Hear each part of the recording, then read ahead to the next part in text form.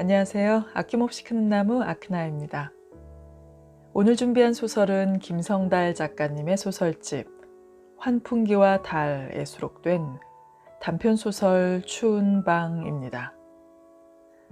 달고 다른 내복을 한사코 벗으려고 하지 않던 선혜와 한데나 다를 바 없는 추운 방에서의 기억들, 비루한 삶을 대변하는 추운 방의 이야기 속으로 들어가 보시겠습니다.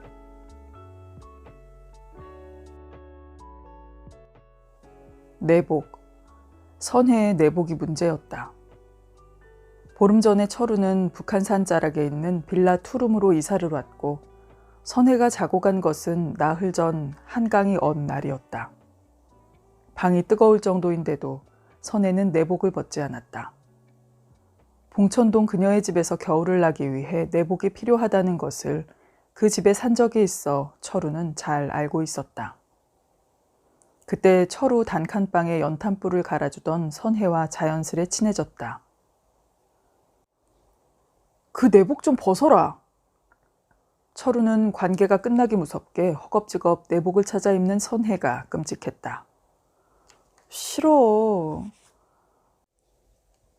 선혜는 고개를 내저었고 철우는 제발 그 구질구질한 내복을 벗으라고 고함을 지르며 화를 냈다. 새로 이사온 집에서 내복을 보는 게 자존심 상해 억지로 내복을 벗겨 구석에 던져버렸다.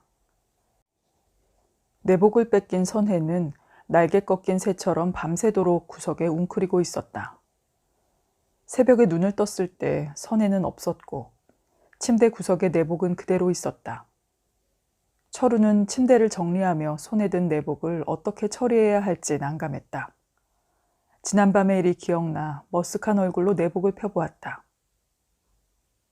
연분홍빛 내복은 빛이 너무 바래서 거의 흰빛에 가까웠고 팔꿈치와 무릎처는 반들반들 윤이 나도록 달아있었다. 매듭이 풀린 소매와 발목에는 굵은 흰 실로 촘촘히 시침질이 되어 있었고 아랫도리의 원래 고무줄은 사가 없어지고 대신 검정 고무줄이 두 겹으로 끼어 있었다. 엉덩이의 천은 손만 대면 금방이라도 쫙 찢어질 듯이 달아서 이런 걸 어떻게 입고 다닐까 싶을 정도였지만 편하게 정갈했다.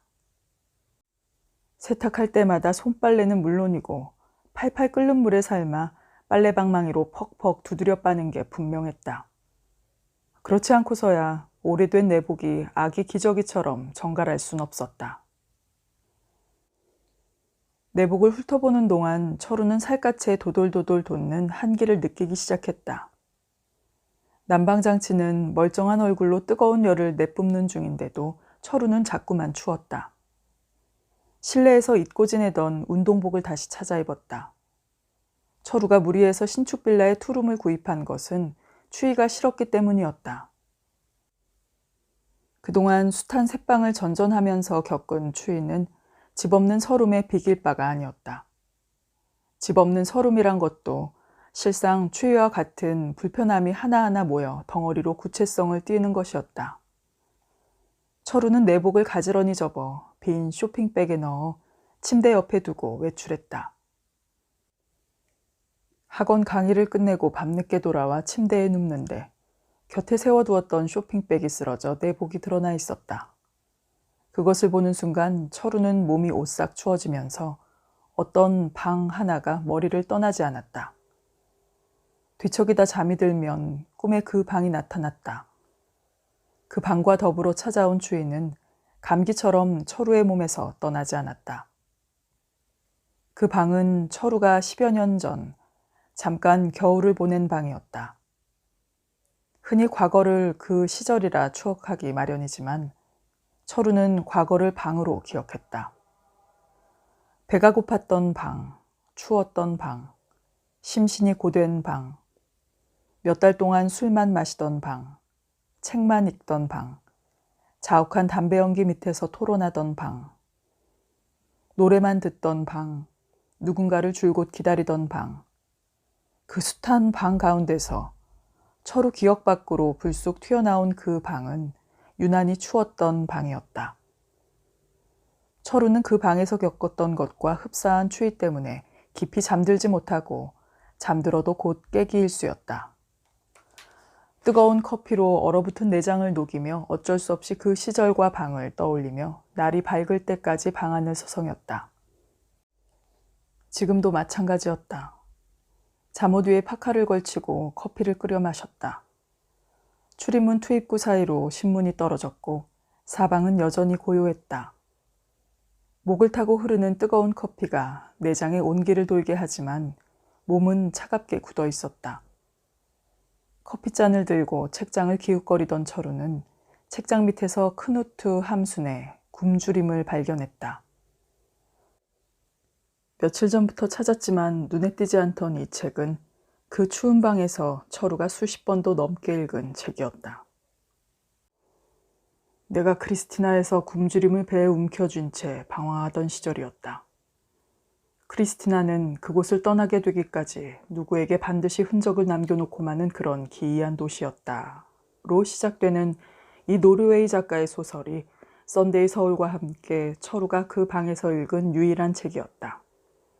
그 방은 누군가에게 반드시 흔적을 남겨놓고 마는 그런 기이한 방이었다. 그 방은 세차장 입구에 붙어 있었다. 입구라고 했지만 담은 물론 대문도 없는 차들이 마구 달리는 4차선 도로에 있다는 곳에 화장실과 나란히 붙은 낮고 어두운 방이었다. 그 방에서 철우를 비롯한 4명의 세차장 종업원이 잠을 잤다.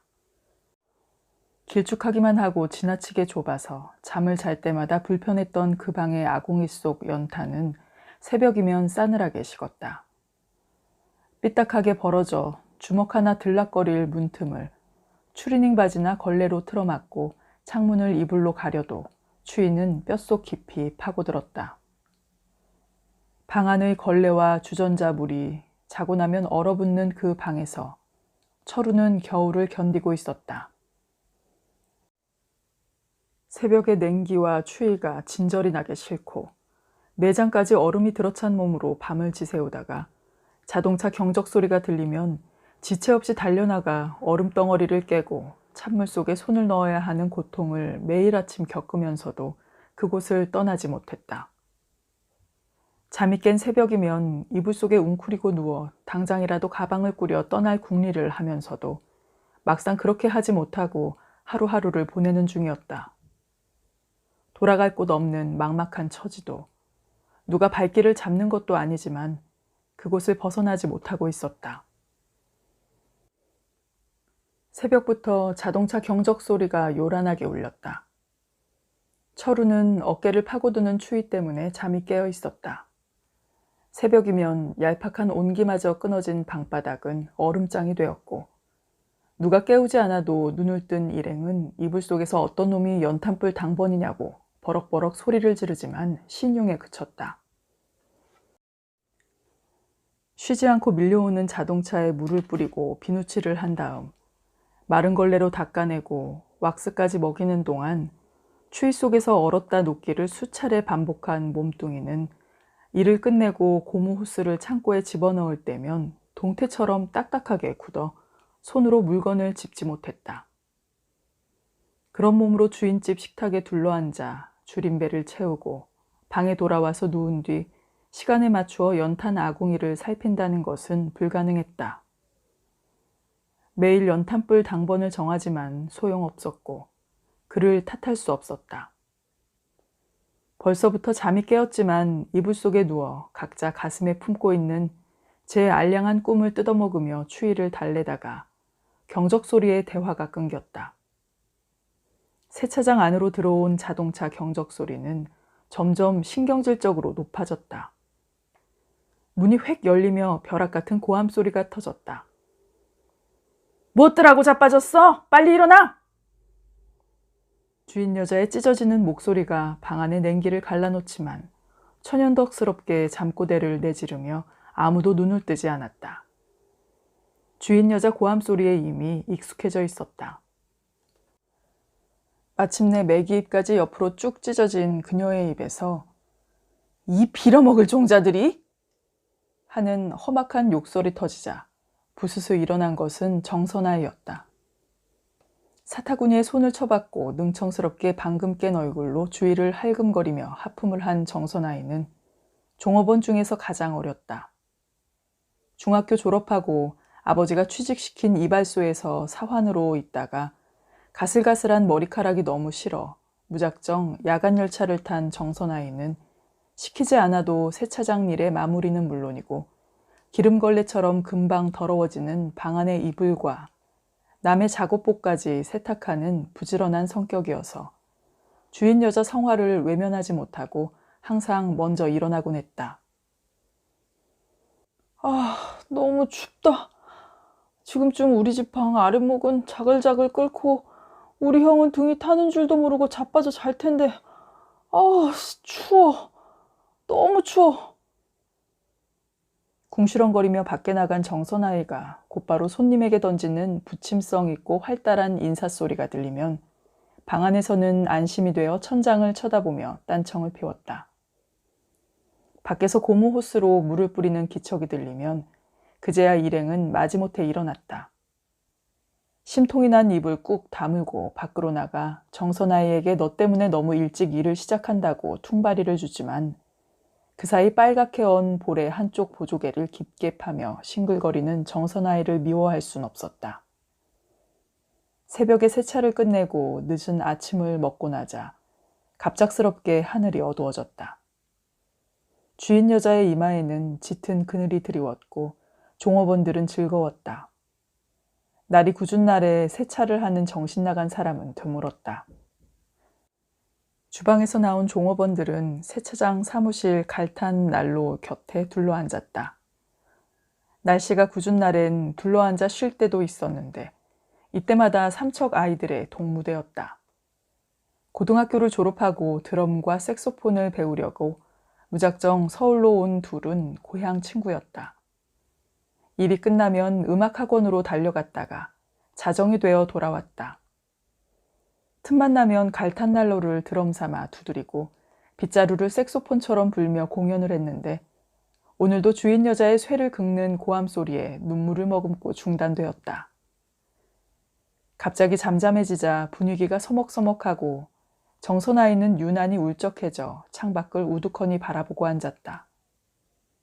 제풀에 지친 드럼과 색소폰은 노트를 펴놓고 학원에서 배운 음을 익히느라 분주했지만 어쩐지 신용뿐이었다. 철우는 철우대로 소파 구석에 쭈그리고 앉아 썬데이 서울 속의 사건과 실화를 뒤적이지만 눈에 들어오지 않았다. 점심을 먹고 나자 주인 여자는 손님 없는 사무실에서 난로를 피우지 말라며 일행을 방으로 몰아넣었다. 철우는 추운 그 방에 들어가기 싫었다. 그 방에 들어가면 정신이 자꾸 날카로워지고 신경이 곤두서서 주변 움직임 하나하나에 예민해졌다. 철우는 그 추운 방이 위태위태한 무엇을 숨기고 있는 것 같아서 싫었다. 어쩔 수 없이 미지근한 온기조차 사라진 차가운 방으로 쫓겨온 일행은 벽에 등을 붙이고 앉아 서로를 멀뚱멀뚱 쳐다보았다. 추운 방에 이렇게 앉아있으면 이상하게 대면대면하고 금방 만난 사람들처럼 어색해지고 어쩌다 허공에서 눈길이 부딪히기라도 하면 못마땅한 듯이 외면했고 험한 소리가 허락도 없이 입속을 드나들었다. 더럽게 춥네. 비스듬히 누워있던 드럼이 이불을 낚아채며 날카로운 송곳니를 드러내자 색소폰이 작은 눈을 칼날같이 세우고 달려들었다. 추우면 그냥 춥지 왜 더럽게 춥니? 더럽게 추운 게 어떤 건데 이 자식아. 지금 같은 게 더럽게 추운 거다 이 자식아. 드럼이 뒷주머니에 찌르고 다니던 드럼채를 뽑아들고 색소폰의 옆구리를 쿡쿡 쑤셨다. 조용히 못해 이 새끼들아? 짜증이 치민 철우가 소리를 지르고 둘 사이에 끼어들었다. 방 안의 공기가 칼날같이 곤두서고 팽팽한 숨결이 서너 차례 교차되며 전운이 감돌았다. 이 방은 이렇게 관계를 대립하게 하는 무엇이 있었다. 등을 파고드는 추위 때문인지 다른 무엇 때문인지 알 수 없었지만 방의 천장을 점령하고 있는 쥐새끼들조차 하루 종일 찍찍거리며 싸웠다. 배를 깔고 엎드려 트림을 하며 방귀를 픽픽 뀌던 정선아이가 갑자기 문을 열며 소리쳤다. 형들요! 눈이래요! 눈이 와요! 밖에 눈이 내리고 있었다. 기름때가 새까만 세차장 바닥에 눈부시게 하얀 눈이 차곡차곡 쌓이는 중이었다. 이 새끼야! 이렇게 눈이 오는데도 더럽게 춥니? 추워? 색소폰이 희죽희죽 웃으며 어깨를 찔러도 드럼은 묵묵히 바깥만 보았다. 드럼뿐만 아니라 모두가 착 가라앉았다. 조금 전의 강팍함은 씻긴 듯이 사라지고 선을 하도록 차분해진 방 안은 순식간에 고즈넉하고 쓸쓸해졌다. 바닥을 하얗게 점령해가는 은백색 눈을 쳐다보며 철우는 몸을 싸고 돌던 알 수 없는 적의를 가까스로 추슬렀다. 형요, 고향에선 눈이 지긋지긋했는데 지금은 고맙네요. 정선아이가 비밀을 털어놓듯이 철우 귀에 소곤거렸다. 철우는 엉뚱하게도 이런 경우에 고맙다는 말이 적당한가 생각했지만 정선아의 말이 그럴듯했다. 고마운 눈이었다. 얘들아! 눈 치워버려라! 안채에서 터져나오는 주인 여자의 목소리가 방 안의 침묵을 흔들었다. 눈을 치우는 정선아이는 금방 울음이 터질 얼굴이었다. 눈을 치운 드럼과 색소폰은 일찍 학원에 갔고 철우는 정선아이와 함께 어두워질 때까지 사무실 불 꺼진 난로 앞에 우두커니 앉아 있었다. 창밖에서 시선을 떼지 못하던 정선아이가 입을 열었다. 형요, 나갔다 올까요? 어딜? 그냥... 그러자. 철우는 정선아이를 새삼스럽게 쳐다보았다. 세차장 앞 건널목을 건너 눈이 쌓이는 인도를 따라 걸었다. 인적이 드문 거리는 저 혼자 눈 속에 잠기고 있었다. 정선아이가 어둠 속에서 붉게 빛나는 십자가를 가리키며 말했다. 초등학교 때 엄마 손잡고 몇 번 다녔는데. 들어가 볼까요? 정선아이가 그리운 것은 교회가 아니라 어머니인 것 같아 철우는 고개를 끄덕였다. 어머니는 교회처럼 흔치 않았다. 상가 3층에 있는 교회 문은 끝내 열리지 않았다. 문 앞에 붉은 글씨로 큼지막하게 쓴 두드리라, 그러면 열릴 것이라 라는 말을 믿고 정선아이는 끈질기게 문을 두드렸다. 철우는 옆에서 정선아이를 물끄러미 쳐다보기만 했다. 실망한 얼굴로 등을 돌린 정선아이는 묵묵히 걸었다. 세차장 근처 술집에 들어가 철우는 술을 못 마시는 정선아이 목까지 마셨다. 제법 취기가 올라 정선아이에게 새삼스럽게 중얼거렸다. 교회 같은 것은 잊어버려. 구질구질해진다. 정선아이는 철우를 빤히 쳐다보며 무슨 뜻인가를 한참 생각하는 얼굴이더니 앞에 놓아두고 있던 막걸리를 벌컥벌컥 마셨다. 술집을 나올 때 철우는 꽤 취해 있었고 정선아이는 실없이 벙긋벙긋 웃었다. 그 사이 눈은 그쳤지만 바람이 세게 불었다. 정선아이의 처진 왼쪽 어깨가 눈에 띄게 기운 것을 보며 철우는 걸음이 혼란스러워졌다. 눈이 그친 밤거리는 쓸쓸하고 추웠다. 철우는 벙긋벙긋 웃는 정선아이를 보며 이상하게 질투 같은 화가 났다. 세차장 방에 불이 켜져 있었지만 철우는 들어가기 싫어 도로 위를 지나가는 자동차 불빛을 한참 동안 바라보고 서 있었다. 옆에 서 있던 정선아이가 흰 눈 위에 오줌을 갈기고 방문을 열었다. 방 안에는 한동안 모습을 보이지 않던 세차장 주인 여자의 아들이 엎드려서 만화를 보며 낄낄거리고 있었다. 군입대를 기다리는 중인 그는 종업원 사이에 끼어 세차장 일을 하다가 며칠씩 모습을 보이지 않았다. 그때마다 세차하는 동안 차에 있던 지갑이나 물건을 잃어버렸다고 항의하러 오는 사람들이 있었고 주인 여자가 황급히 입막음을 하곤 했다. 좋은 자리 있으면 같이 합시다. 술 냄새를 맡은 그가 이죽거렸다. 쉬기와 함께 나른한 피곤함이 몰려와 철우는 무시하고 이불을 깔고 누웠다. 정선아의 울먹이는 소리가 들린 것은 철우가 눈을 감고 조금 지났을 때였다. 형녀, 내복 주래요.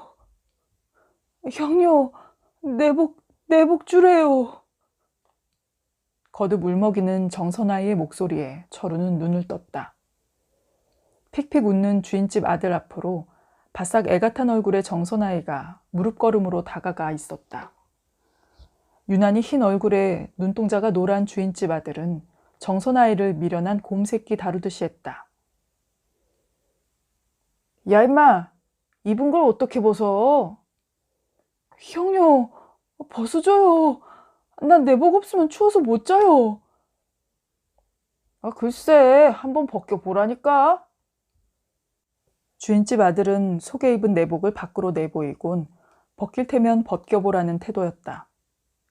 정선아이는 손이 오르락내리락 하면서도 녀석의 몸을 건드리지 못한 채 안타까운 얼굴로 철우 쪽을 쳐다보았다. 정선아이는 내복 2벌을 가지고 정성스레 빨아입었다. 내복을 챙기는 정성은 대단했다. 하루 일이 끝나면 내복을 빨고 말리는데 모든 시간을 보냈다. 비누가 잘 풀리지 않는 찬물에 기름때가 없어질 때까지 수백 번 넘게 문지르고 두드렸고 나무 판자처럼 딱딱하게 얼어서 버석거리는 내복을 말리기 위해 온기를 찾아 쫓아다녔다. 한 번은 철우가 야, 왜 그렇게 내복에 집착하니? 그 시간에 드럼이나 색소폰처럼 뭔가를 배워. 그러면 정선아이는 씩 웃으며 그냥 내복이 좋아요. 라며 부끄러운 듯이 고개를 숙였다. 정선아이는 유난스러울 정도로 내복을 챙겼다. 외출해서 돌아와 입으려고 아랫목 이불 속에 넣어놓은 내복을 주인집 아들이 입은 모양이었다. 녀석은 이런 짓을 아무렇지도 않게 했다.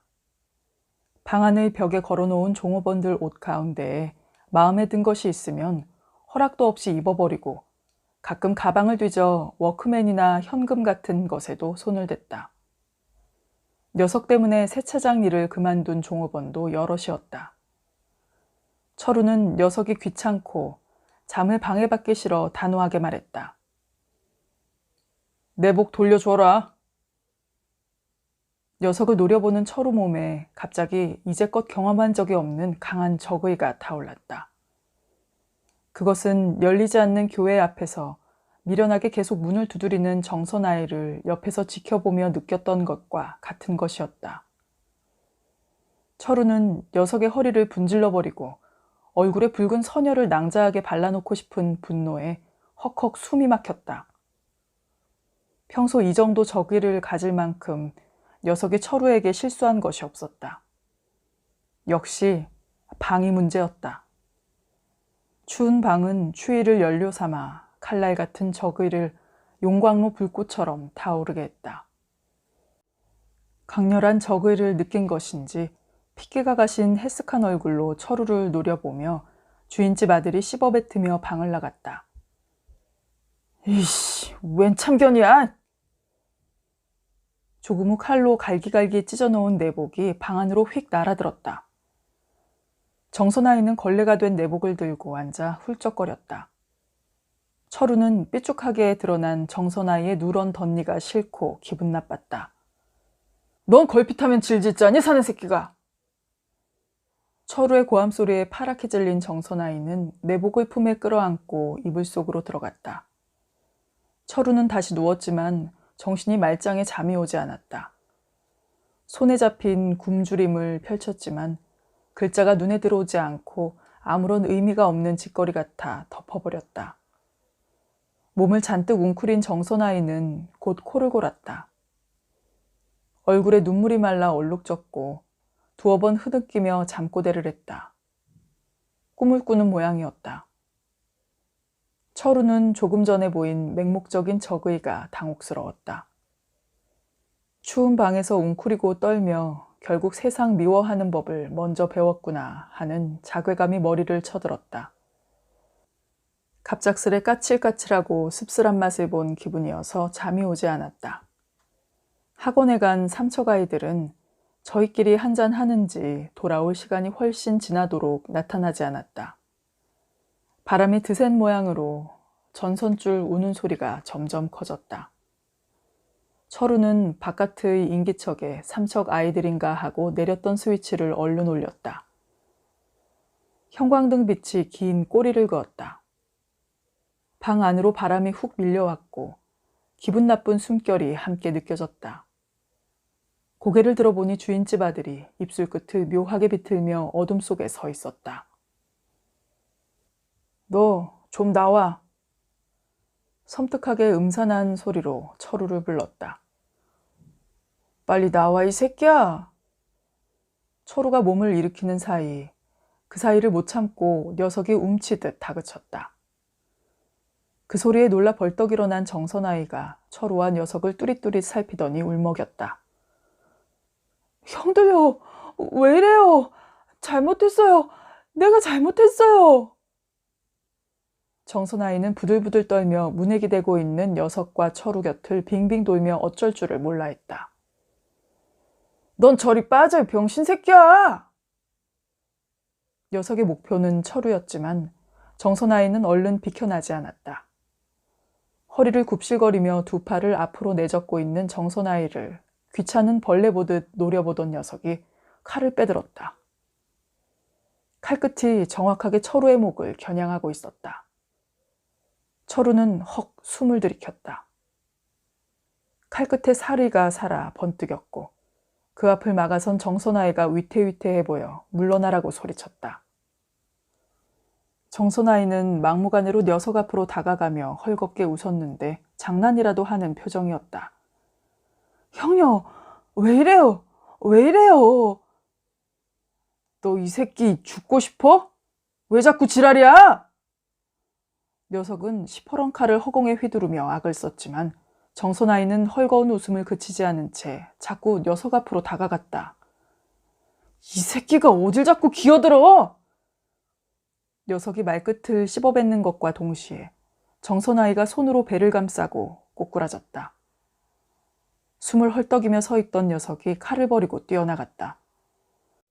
쓰러진 정선아이는 무슨 일인지 영문을 모르는 얼굴로 피가 흥건하게 고이는 방바닥 위에서 히물히물 웃었다. 마치 유년 시절 병정놀이에서 목검을 맞고 쓰러진 아이처럼 자꾸 웃었다.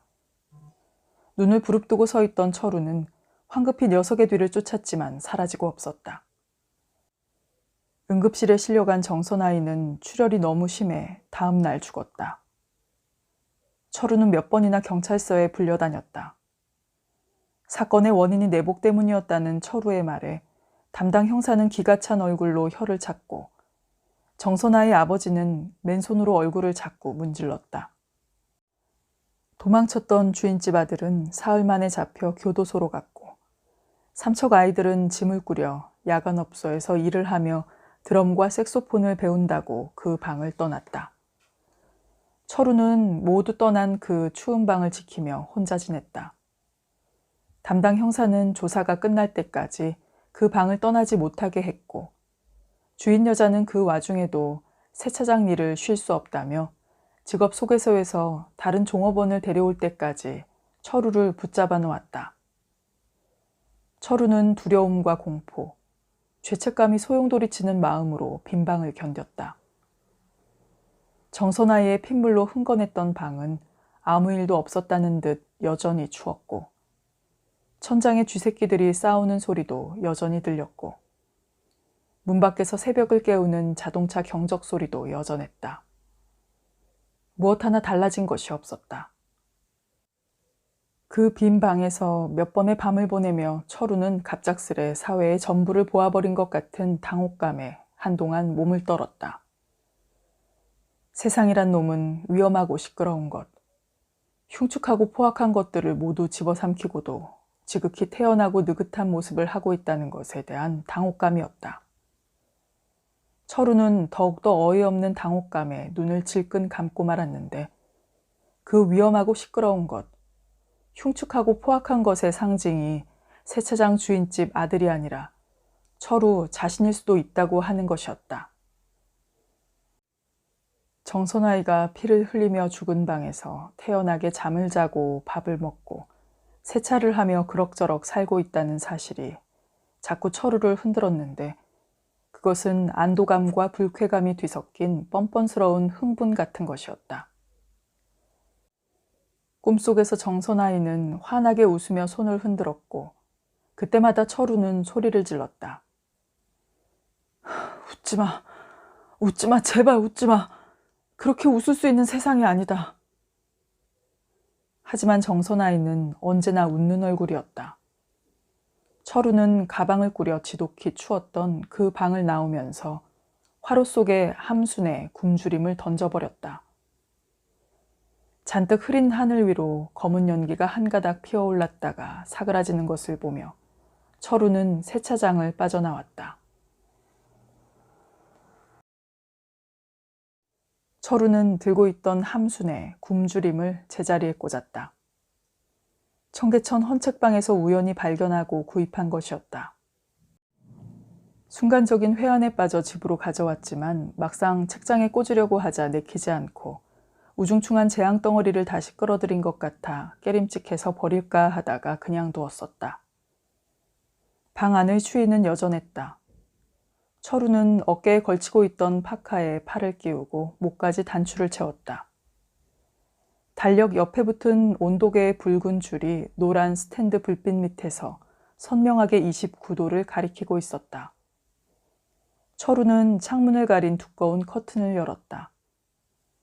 어두운 창밖의 먼 끝자락이 뿌옇게 탈색되고 있었다. 철우는 새벽을 잊고 살았다. 학원 수업은 밤늦게 끝났고 개인 과외를 했다. 철우 쪽에서 시간만 되면 과외를 하겠다는 아이들은 얼마든지 있었다. 자정이 훨씬 지나 집에 돌아왔고 일어나면 창밖은 환한 세상이었다. 새벽에 깨어나 본 것은 아주 오래전 일이었고 정선아이는 물론 추운 방 따위는 까맣게 잊어버리고 있었다. 선혜의 내복이 그 시절을 떠올리며 추위를 느끼게 한 것이었다. 내복을 벗어놓고 간 선혜는 연락이 없었다. 벌써 나흘이 지났다. 아이들 시험기간이라 전화를 할 틈조차 없었던 철우는 주위에 잔뜩 몸을 웅크리며 앉아 선혜를 만나야겠다고 생각했다. 창밖에 어둠이 차츰 걷히고 언덕 밑으로 뻗은 길이 훤히 드러나자 몸을 감싸고 있던 추위는 거짓말처럼 사라지고 철우는 전 후반을 막 끝낸 축구 선수처럼 더위를 느끼며 파카를 벗어버렸다. 그 아가씨 벌써 나흘째 연락이 없어. 관두면 미리 얘기를 해야지. 오늘 겨우 다른 애를 대신 구했잖아. 혹시 만나면 나올 필요 없다고 말해주게. 요즘 젊은 것들은 한결같이 그 모양이야. 시계도매상 주인은 자꾸 가래를 뱉으며 선혜를 원망했다. 선혜가 서 있던 문 옆자리엔 파랑 파카에 빨강 바지를 입은 여자애가 껌을 씹으며 서 있었다. 선혜가 집으로 돌아가는 봉천 7동의 비탈길은 여전히 좁고 가팔랐다. 얼마 전에 화재가 났다는 이야기를 들었는데 불탄 흔적이 군데군데 남아있었다.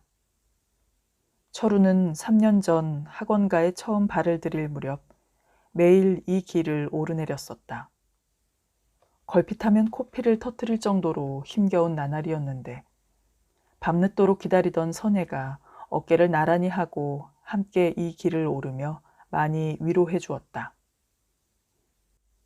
선혜는 여린 외모와는 달리 고등학교 때까지 유망한 투포한 선수였는데 체중이 불지 않아 운동을 관뒀다. 잘 먹어야 체중이 불어 쇠뭉치를 던질 수 있는데 선혜 집 형편으로는 힘들었다. 초등학교 때부터 운동을 한 선혜는 오른쪽 팔이 왼쪽 팔보다 더 길었다. 시계 도매상에서 일하는 선혜는 철우와 만나면 자주 시간을 물었다. 수백 개의 크고 작은 시계의 시간이 제각각 달라서 하루를 지배하는 실제적인 시간 감각을 되찾는 데 애를 먹었다. 철우가 시간을 똑같이 맞추어 놓으라고 하자 선혜는 벽을 둘러싼 수백 개의 시간이 똑같다면 그건 더 참기 힘들 것이라고 했다. 선혜는 시계 도매상에서 퇴근하면 학원에서 구두 디자인을 배웠다. 사람들이 신으면 가장 편안한 구두를 만들고 싶은 것이 선혜의 꿈이었지만 월남전 참전을 훈장처럼 달고 사는 상위군인 아버지와 주먹도 못 대고 동네 조무래기에 불과한 두 오빠가 선혜의 노력을 지지부진하게 만들었다. 선혜는 3년째 디자인 학원을 다니고 있었지만 진전이 없었다. 철우는 선혜를 안타까워하면서도 선혜를 감싸며 위로해 주지도 못했다. 꿈이라는 게 어쩐지 구질구질해 보이고 터무니없는 사기극 같고 선혜를 더 초라하게 하는 것 같아 싫었다. 선혜는 건 버짐이 핀 피곤한 얼굴로 가끔 철우에게 하소연했다. 돈 버는 나, 공부하는 나, 아버지와 오빠 밥 해주고 빨래 해주는 나를 각자 시간대로 맞춰놓고 시계처럼 한꺼번에 작동시킬 수 있었으면 좋겠어. 철우는 그때마다 선혜를 위로하기보다는 집을 나와버리라고, 익숙한 모든 것들과 결별하라고 종용하며 꿈 따위는 버리라고 했다. 철우는 선혜도 정선아이도 심지어 그 자신조차도 모두가 도시의 어둠 속을 배회할 수밖에 없는 도시의 정령이라고 생각했다. 도시가 먹고 사는, 도시 때문에 먹고 사는 게 아닌 도시의 거대한 아가리에 먹히는 도시의 정령들에게 꿈이란 한낱 헛개비에 불과했다. 돈만 있으면 꿈 따위는 아무런 상관없다는 철우의 말을 선혜는 슬픈 표정으로 들었다. 비가 새는 판자촌에서 기름 보일러가 있는 지하 셋방, 도시가스가 설치된 단독주택 2층 방으로, 단칸방에서 거실과 방이 2개 있는 전셋집으로, 자신의 이름으로 된 신축 빌라 투룸으로 옮겨오는 동안 철우는 도시의 힘에 절대 복종하며 살았다. 하지만 선혜는 여전히 시계와 시간의 무덤 속에 파묻혀 사람들이 편안하게 신을 구두를 꿈꾸며 버러지 같은 아버지와 오빠에게 욕을 먹으며 살고 있었다. 선혜의 집에는 아무도 없었다. 부엌 앞에 박혀있는 목이 떨어진 펌프 위에 깨진 바가지가 얹혀있는 모습이 여전하듯 아무것도 변하지 않았다. 선혜 아버지가 짚고 다니는 목발이 두 동강 난 채로 마당에 쓰러져 있었다. 문 앞에 놓인 다리가 하나 없어 기우뚱한 의자에 기우뚱하게 앉아있는 철우를 고지서 뭉치를 든 반장 아줌마가 보며 반색했다. 반장 아줌마는 철우 신수가 훤해졌다며 이놈의 동네를 떠나는 사람들은 모두 신수가 좋아진다고 너스레를 떨었다. 아이고, 너무 늦었네. 너무 늦었어. 어제 화장했어. 새벽에 뺑소니에 치여서 돈 한 푼 없이 간신히 장례 치렀어. 선혜 아버지 앞으로 어떻게 살까 걱정이야 걱정.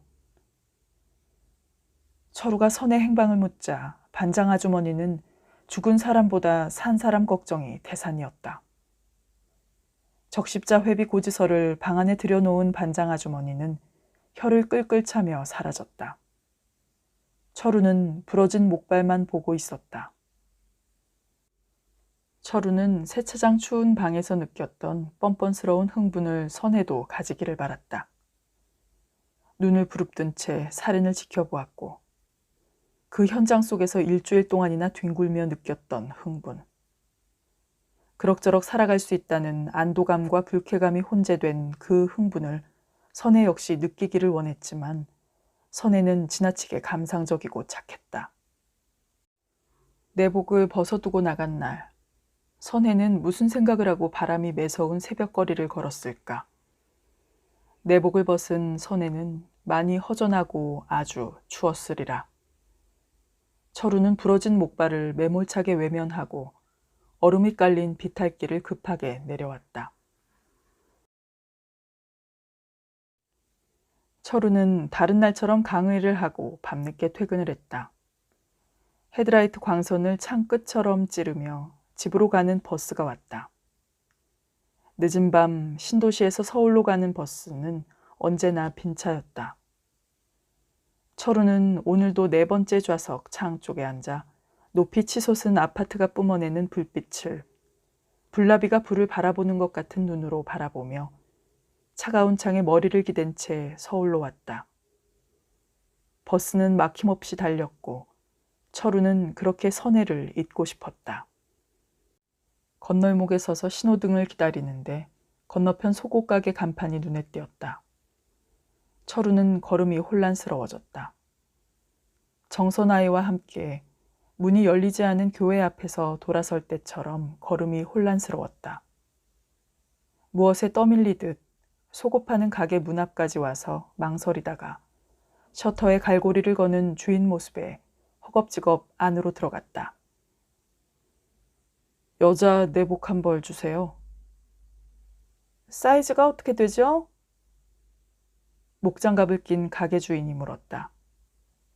사이즈라는 말에 철우는 당황했다.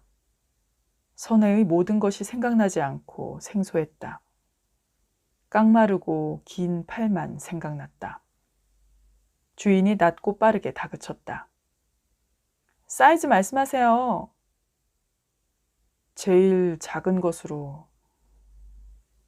제일 작은 사이즈의 내복을 들고 철우는 쫓기듯 속옷 가게를 나왔다. 철우는 점차 나은 조건의 방으로 옮겨가며 도시를 지탱하는 힘의 정체를 알게 되었다. 학원 수업 후에도 일거리가 생기면 수단과 방법을 가리지 않고 붙잡았다. 늘 초죽음이 되어 돌아왔지만 맹온방이 완벽한 방에 돌아와 놓으면 안온했다. 그럭저럭 도시의 일원으로 자리 잡아가는구나 싶은 안도감에 이따금 몸을 떨곤 했는데 내복 한 벌 때문에 안온하던 방에 구멍이 숭숭 뚫려 일찍이 겪어본 적 없는 추위를 느끼는 것이 억울했다. 언덕을 올라와 빌라 정문에 선 철우는 불 꺼진 방을 바라보았다. 철우는 지난 며칠 동안 저 방에서 추위와 싸우며 말할 수 없이 두려웠다. 추위 때문만이 아니었다. 추위가 몸서리치기 싫으면서도 정선아이와 뒹굴던 그 추운 방을 그리워하는 자신을 보았기 때문이다. 본능이 정돈된 규범 저편에 도사리고 있는 마음의 황야를 확인한 것이었다.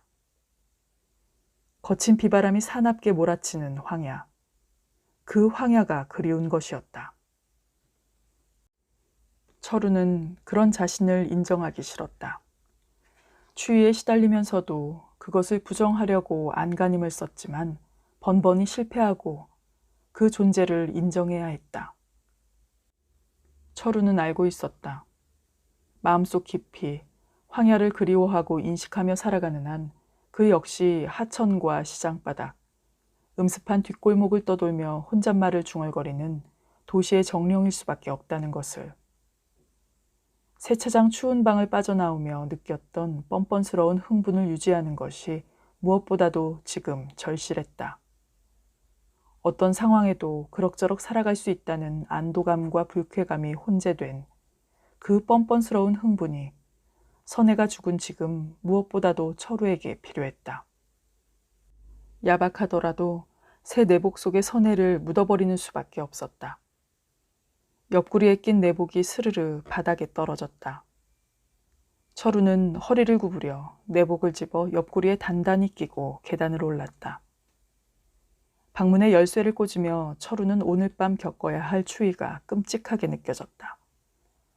어쩌면 죽은 선혜의 정령이 더 매서운 추위를 몰고 올지도 몰랐다. 서로 그렇다 해도 철우는 문을 열지 않을 수 없었고 감당해야 했다. 오장육부를 꽝꽝 얼게 만드는 추위가 안팎으로 몰아쳐 얼어 죽는 한이 있더라도 방 안으로 들어가야 했다. 철우는 추운 방의 주인이었다. 내복 꾸러미를 낀 옆구리에 힘이 불끈 들어갔다. 안도감과 불쾌감이 혼잡하게 뒤섞인 예의 그 뻔뻔스러운 흥분이 몸을 뒤덮었다. 철우는 내복을 꽉 껴안고 추운 방의 문을 열었다. 순간 어둠 속에서 선혜의 깡마르고 긴 발이 앞을 가로막았고 정선아이가 누런 덧니를 드러내고 웃으며 서 있었다. 내복을 든 철우 손등 위에 차가운 눈물방울이 떨어졌다.